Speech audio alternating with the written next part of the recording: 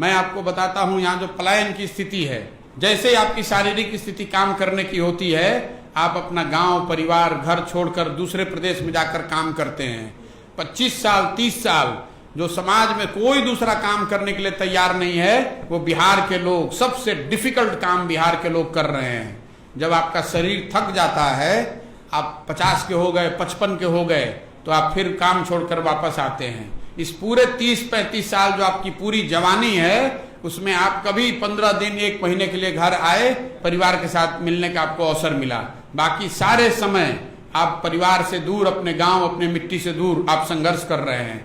जब आप वापस आते हैं तो जो लड़का आपके घर में जो सबसे यंग है, वो आपकी जगह बाहर काम करने जाता है। कई बार आप और हम सुनते हैं कि किसी बिहार के लड़के को किसी ने गाली दे दी, मारपीट हो गई, सुनते हैं ना। तो नेता क्या बताते हैं कि बिहार के लड़के न रहें, बिहार के लोग न रहें तो दिल्ली और मुंबई की व्यवस्था ठप पड़ जाएगी, वहां सब्जी नहीं बिकेगा, वहां सफाई नहीं होगा।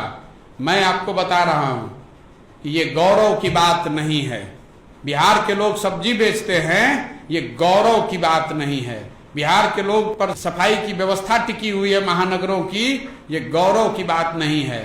गौरव की बात तब होती कि वो लड़का यहाँ पर सब्जी पैदा कर रहा होता और यहाँ से ट्रेन से या प्लेन से वो सब्जी बॉम्बे भेज रहा होता, दिल्ली भेज रहा होता, तो यहाँ इज्जत से रोजगार कर रहा होता, 4 लोगों को नौकरी देता और अपने घर में रहता और बिजनेसमैन कहलाता। लेकिन वहां जाकर अगर ठेला लगाता है तो ये गौरव की बात नहीं है। मुख्यमंत्री और बड़े नेता बता रहे हैं, कह रहे बिहार के लड़के नहीं रहेंगे तो दिल्ली की व्यवस्था रुक जाएगी। हम लोग कोई दिल्ली के व्यवस्था चलाने का ठेका लेके बैठे हुए हैं?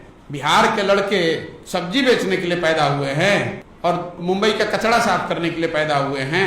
कर्नाटक का आदमी, तमिलनाडु का आदमी आकर बिहार में कभी ये काम कर रहा है? कभी नहीं कर रहा है। तो हमारे लड़के जाकर वहां क्यों काम कर रहे हैं? इसलिए काम कर रहे हैं कि बिहार में आप उनके लिए बेसिक रोजगार भी आप नहीं क्रिएट कर पा रहे हैं।